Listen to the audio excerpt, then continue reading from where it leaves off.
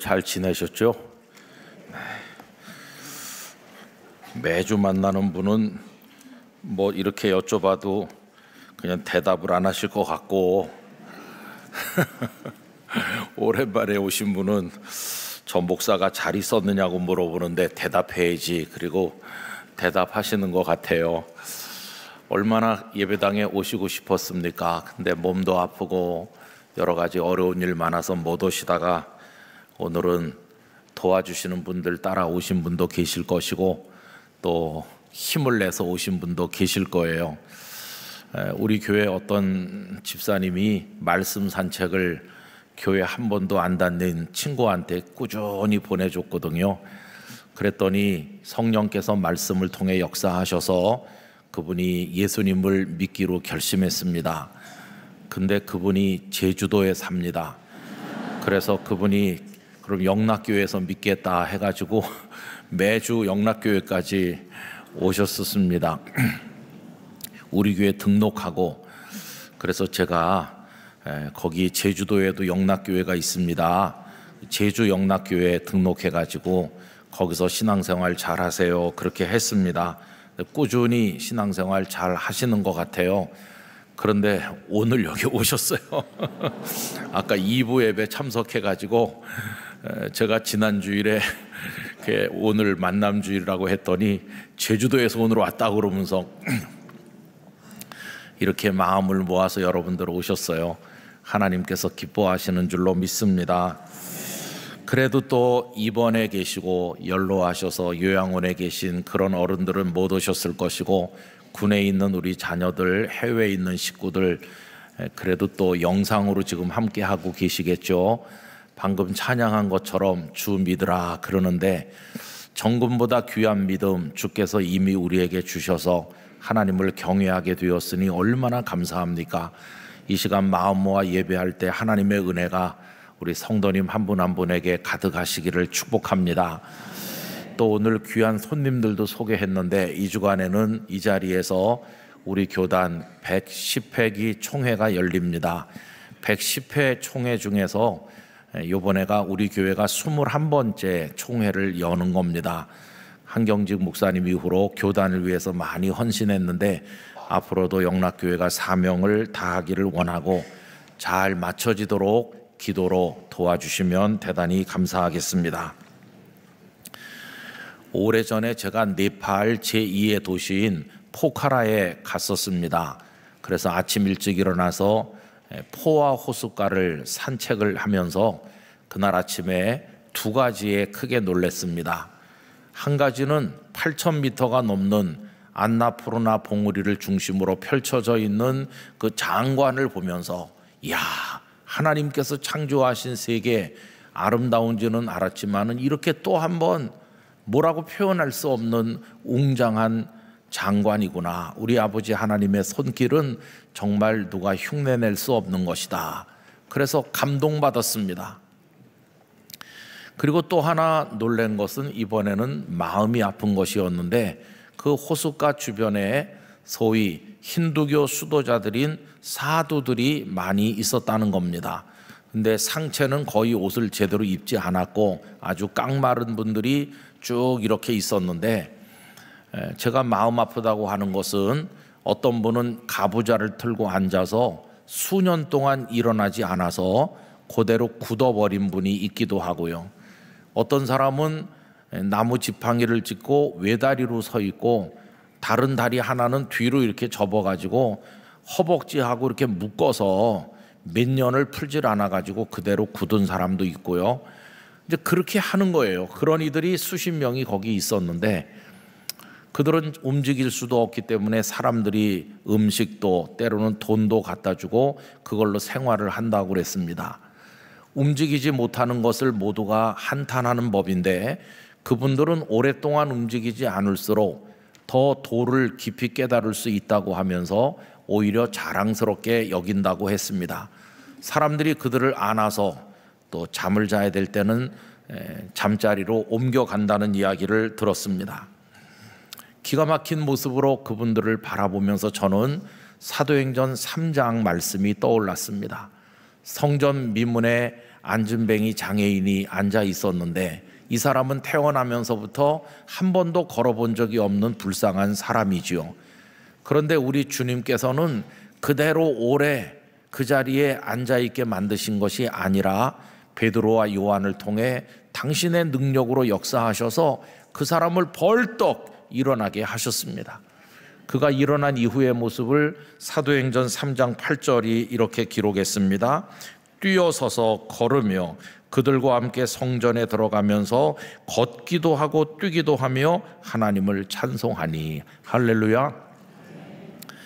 저는 그 힌두교를 숭배하는 사람들이 움직이지 않고 있는 거하고 움직이지 않고 움직일 수 없는 불쌍한 사람을 벌떡 일어서서 뛰기도 하고 성전에 들어가고 하나님을 찬송하게 만드시는 주님하고 얼마나 다른가. 제가 주님의 사람이 된 것을 정말 감사하였습니다. 여러분, 움직임이 없다고 하는 것은 죽음을 의미하는 것입니다. 그래서 묘지에는 움직임이 없는 겁니다. 그런데 우리 주님께서는 움직임이 멈춘 이 죽음 속에 있는 이들을 그 속에 생명의 기운을 불어넣으셔서 일어나게 만드시고 뛰게 하시는 분이시지 않습니까?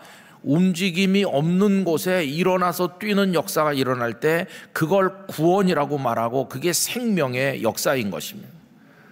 에스겔 37장에 보면 백골이 하득하게 널려있는 그 마른 뼈의 골짜기, 거기 에스겔이 주의 영에 이끌려 가게 됐는데 주님의 생기가 그 속에 들어가니까 마른 뼈가 큰 하나님의 군대가 된 것을 보여주질 않습니까?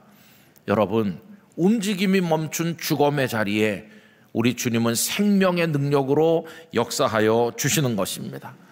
왜 그렇게 하시나? 하나님께서 생명의 근원이시기 때문이죠. 그래서 하나님 당신 자신이 물건처럼 가만히 계신 분이 아니시고 살아서 역사하시는 분이시고 움직이시는 분이시고 삼라만상을 움직이고 운행되도록 만드시는 분이십니다. 이것을 창세기 1장 1절과 2절이 선언적으로 말씀하고 있죠. 태초에 하나님이 천지를 창조하시니라. 하나님은 창조라는 행동을 통해서 이 세상을 시작하게 하셨습니다. 2절에 보면 땅이 혼돈하고 공허하며 흑암이 깊음 위에 있고 하나님의 영은 수면 위에 운행하시니라. 하나님은 계속 움직이시고 일하시고 역사하고 계시다는 것입니다. 동사가 강조되고 있는 것이 히브리 성경의 특징이죠.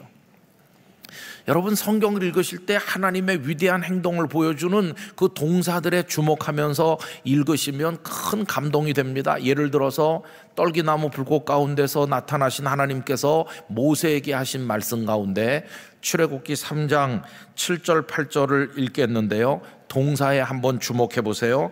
여호와께서 이르시되 내가 애굽에 있는 내 백성의 고통을 분명히 보고 그들이 그들의 감독자로 말미암아 부르짖음을 듣고 그 근심을 알고 내가 내려가서 그들을 애굽인의 손에서 건져내고 그들을 그 땅에서 인도하여 아름답고 광대한 땅, 젖과 꿀이 흐르는 땅, 곧 가나안 족속, 헷 족속, 아모리 족속, 브리스 족속, 히위 족속, 여부스 족속의 지방에 데려가려 하노라.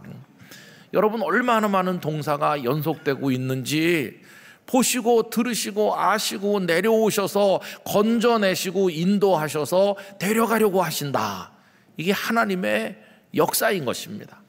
하나님께서는 이 세상 모든 삼라만상 속에 하나님의 백성들 속에 이렇게 역사하여 오늘까지 일하고 계신 것입니다.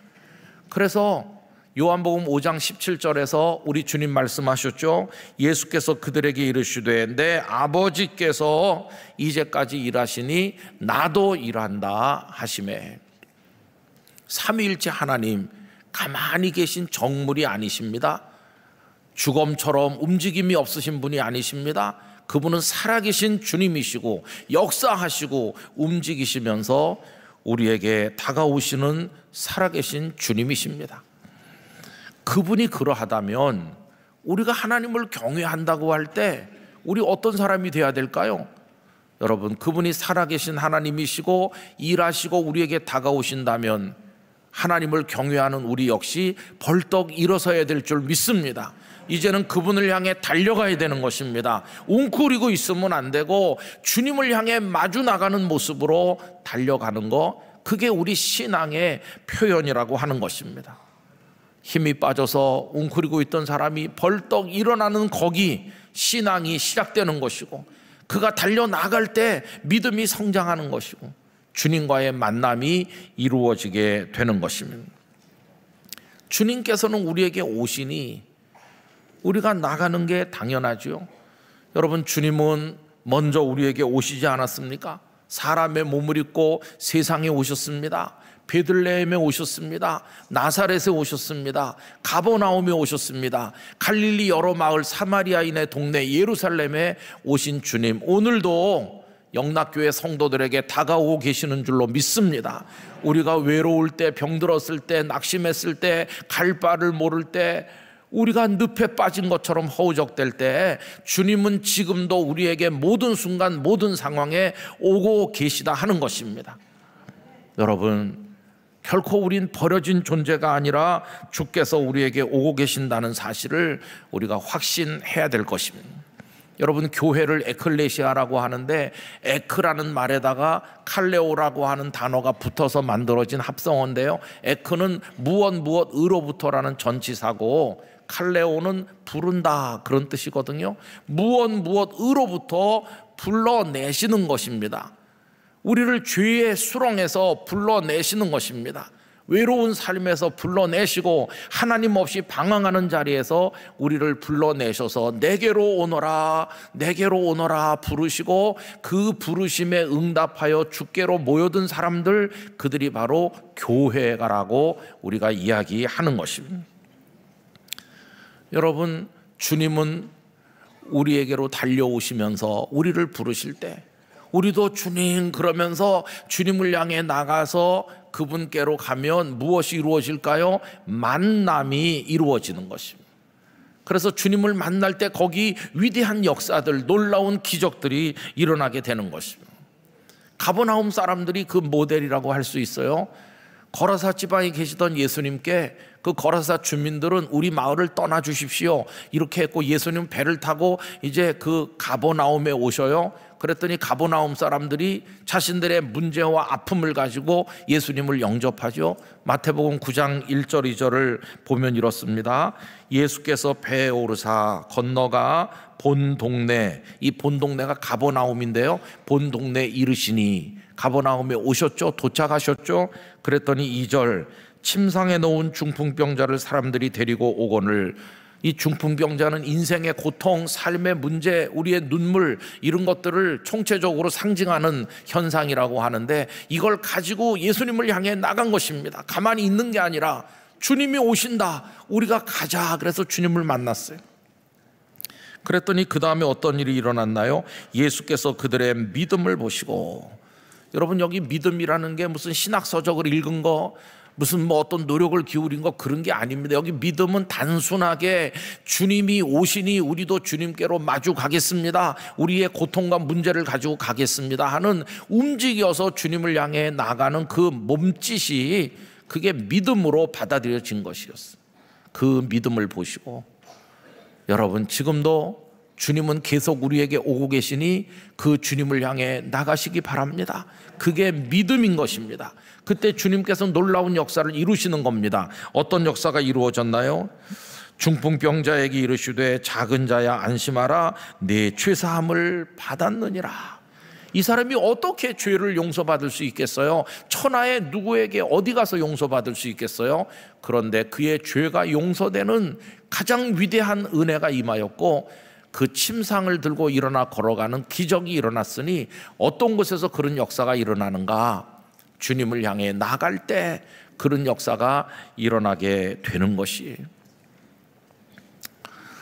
그런데 여러분, 마음 아픈 것은 이렇게 주님은 우리에게 먼저 다가오시고 우리를 부르시는데, 사람이 주님을 향해 나가는 응답이 이게 어긋날 때가 많다. 그게 참 마음 아픈 거죠.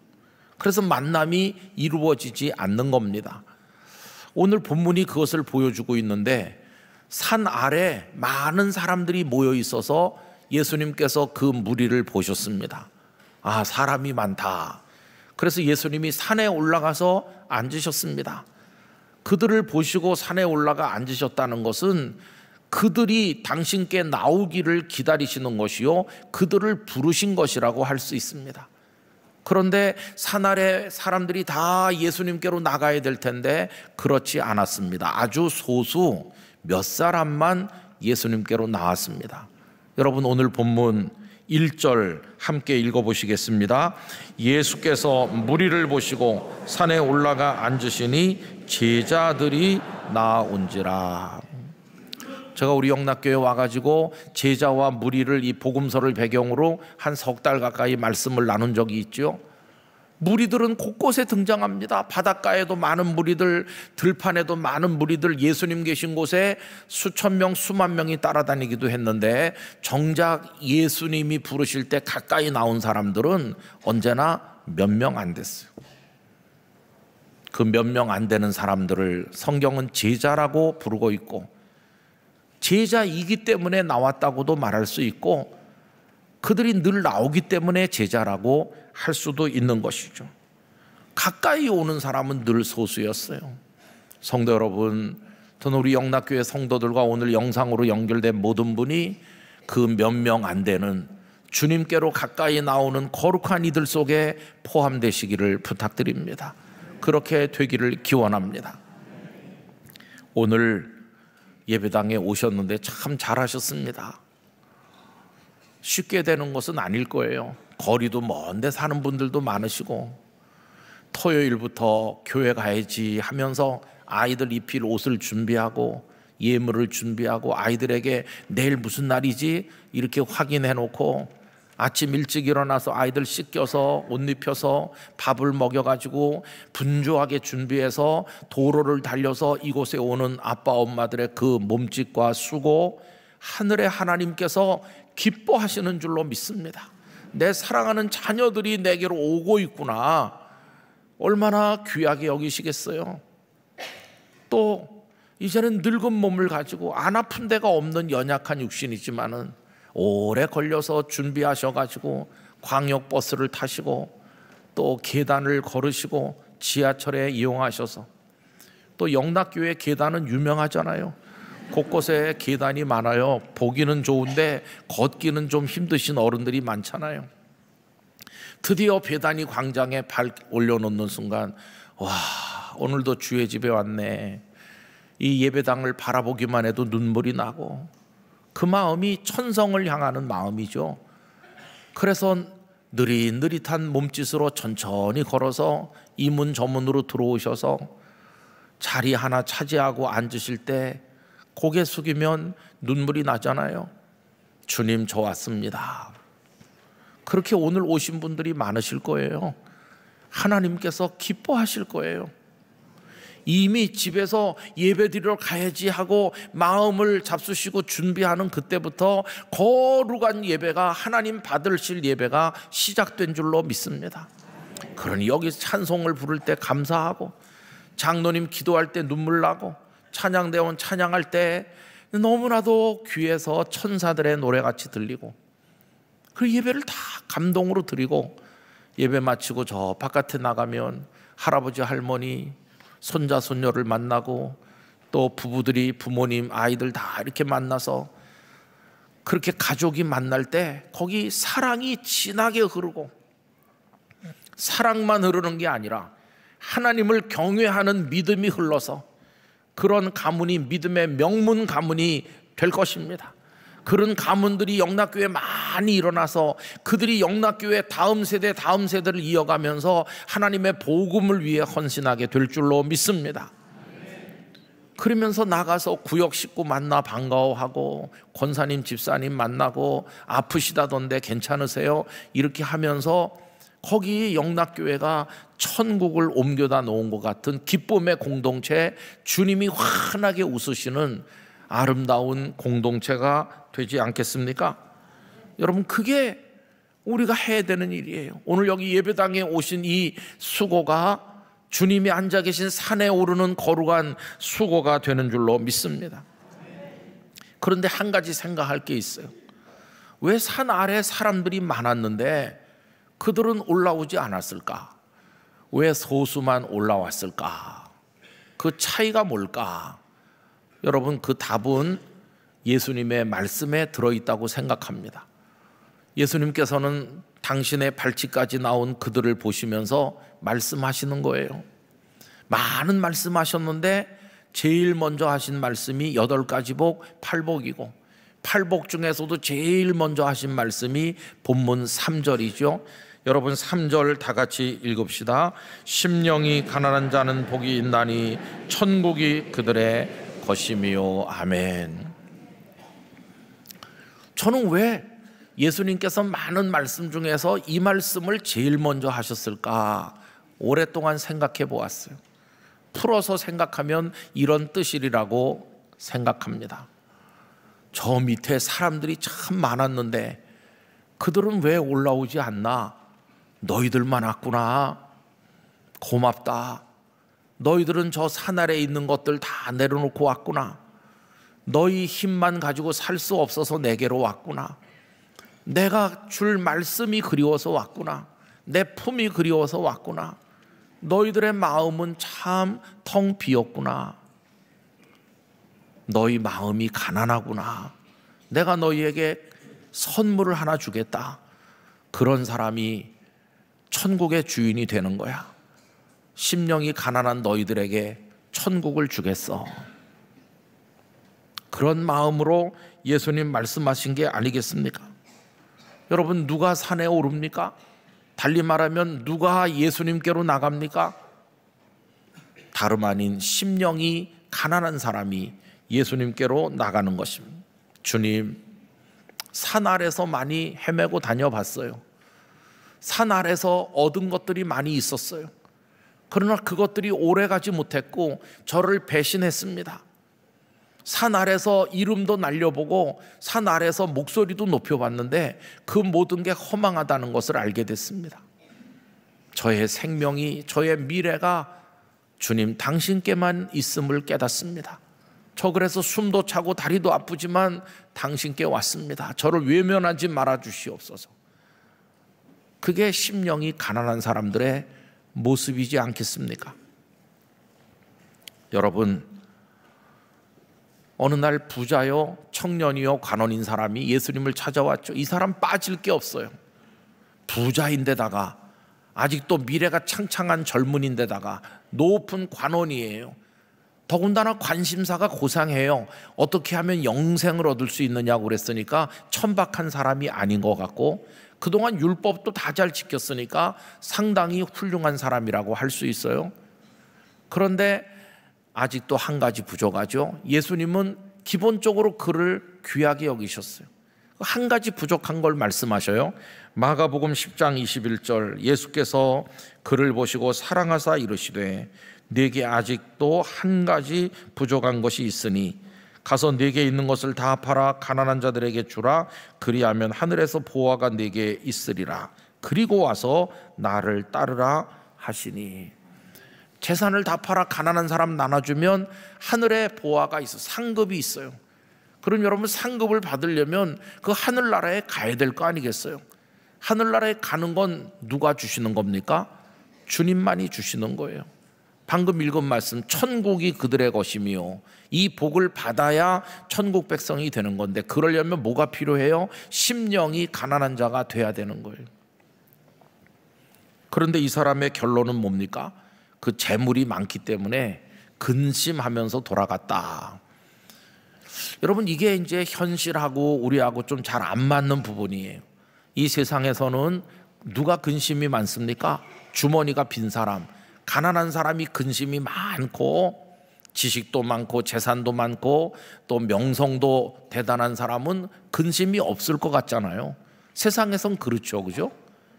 그런데 이 믿음의 세계에 들어와 보면 오히려 많이 가진 사람이 근심하면서 가는 참 이상한 일이 벌어지고 있다는 것이.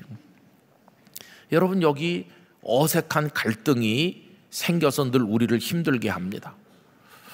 우리 다 하나님께 복을 주십시오라고 기도해요. 뭐 저도 예외는 아니에요. 하나님, 저에게도 복을 주셔서 누리게 해주세요. 저에게 건강의 복, 우리 자식들이 속썩이지 않고 다 자기 믿음 생활 잘하고 잘 살게 해주세요. 그리고 이런저런 간구를 저도 많이 해요. 여러분, 그런 거 다 잘 되면 사람들이 뭐라고 그래요? 아, 저분이 복을 많이 받았다 그래요. 그죠? 그러면 복을 많이 받은 사람들은 주님께 더 가까이 와야 될 것 같잖아요, 상식적으로. 그런데 목회 현장에서 보면 복을 많이 받은 것 같이 보이는 사람이 절대 산에 안 올라와요. 산 아래서 놀아요. 산 아래서. 그게 참 어색한 갈등이에요. 이상한 거예요. 왜 안 올라올까? 잘 되고 있고 가진 게 많다 보니까 자부심이 강해져요. 마음이 가난한 자가 못 되고 마음이 부요한 자가 돼요. 아, 내가 뭐가 아쉬워서 저 가파른 데 올라가나? 그리고 되게 다 똑똑해요. 그런 이들이. 올라가신 예수님이 조금 있으면 다시 내려오신다는 걸 예측하고 있어요. 얼마나 머리가 좋은지 몰라. 그래, 여기서 기다리면 되는 거야, 이렇게 생각해요.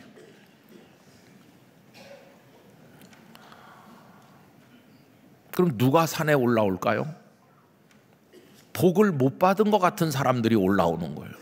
몸도 아파, 하는 일이 되는 것도 없어, 애들은 속 썩여, 그냥 속이 상하고 클클하고 눈물밖에 나는 게 없는 사람들이 막 주여 주여 그러면서 올라와요. 기어서라도 올라와요. 신학대학원에 들어갔는데 신학생 대부분이 가난하더라고요. 마치 가난한 사람 골라 뽑았나 할 정도로 가난한 신학생 너무 많아요. 등록금을 분납하는데 간신히 마지막 자투리 남은 거 모아서 내면 새 학기 또 시작되고, 그냥 거기 늘 쫓겨다니는 분들 많이 봤습니다. 그리고 또 정말 가난한 사람들 많아요. 저는 영락교회에서 등록금도 주시고 밥값도 주고 책값도 주고 다 주셔서 저는 그런 거 모자란 줄 몰랐어요. 그래가지고 이제 전도사님 같은 기숙사 방에 있는 분한테 전도사님 밥 먹으러 갑시다. 그럼 그분이 누워가지고 먼저 가세요. 그러면 저는 먼저 갔어요. 근데 밥 먹고 와도 그분은 아직도 누워 있는 거예요. 속이 안 좋으세요? 이렇게 했는데 아휴, 알고 보니까 그때 400원인가 하는 식권 살 돈이 없어서 있는 거예요. 근데 저는 식권 영락교회에서 사준 걸로 배부르게 먹고 또 식판 가지고 가서 더 달라고 그래서 더 먹고, 그래서 지금 이렇게 된 거예요.